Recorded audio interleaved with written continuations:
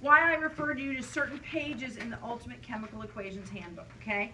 If you look at the first page, 42, remember what we've been studying is pretty much labs and reactions that are built on labs, right?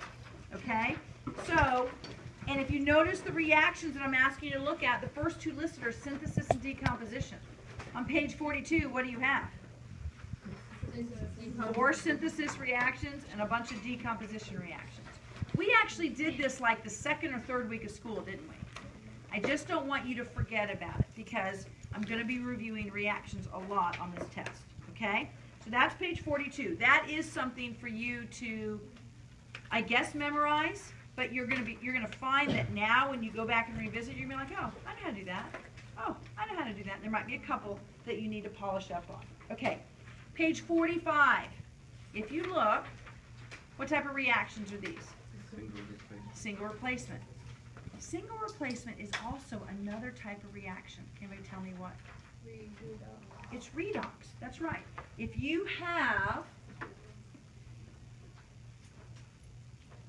that first example, if you have magnesium reacting with iron chloride, doesn't magnesium knock out iron? And so it'll form MgCl2. Iron is by itself.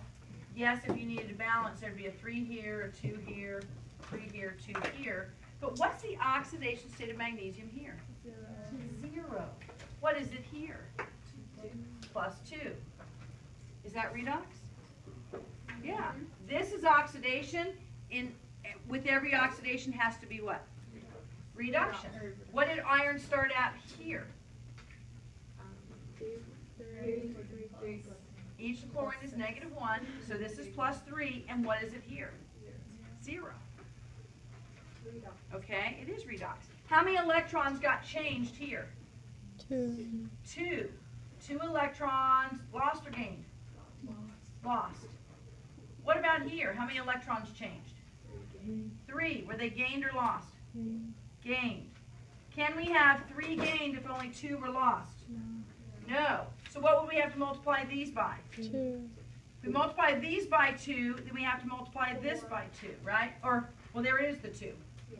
And then we'd have to multiply this by 3, right?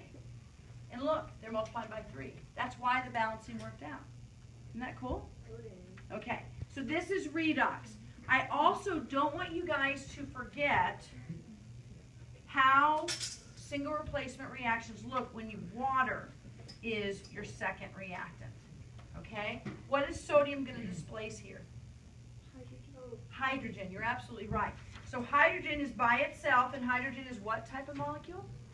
Diatomic. Diatomic. And then what will be the other compound form? NaOH. The other product form that is a compound, NaOH. I think we need some balancing. I think it ends up being 2 here, 2 here, and 2 here. But again, what's the charge of sodium?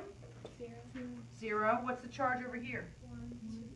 Is this redox? No. Did we change? Yeah, so this went up by 1, so what has to also happen? Something has to go down. Guess what's going down?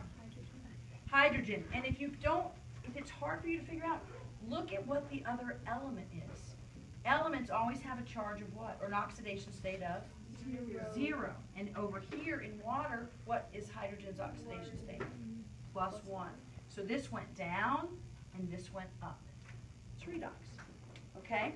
All right. So that's why I referred you to page 45. Okay? The next page is page 50. Now, I want to make sure you guys understand something. I am not telling you to memorize this solubility table, right? What did I already say you had to know?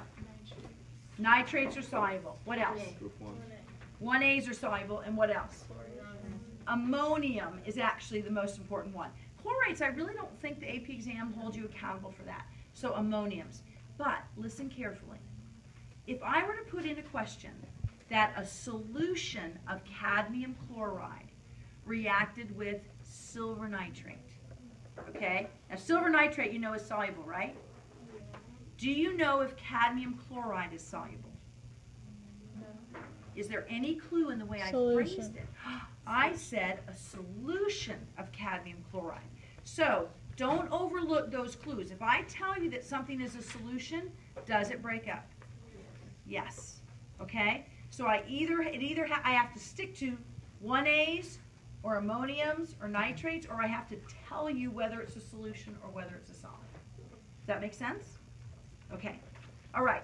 Page 52. I wouldn't worry about this too much. To me, this kind of goes along with page 42. It's just a reminder that if you produce carbonic acid from a carbonate salt and an acid, that when you make the carbonic acid, you keep going and you break it down into water and CO2. So to me, this page 52 kind of reiterates what's on page 42, okay? So I wouldn't stress about that.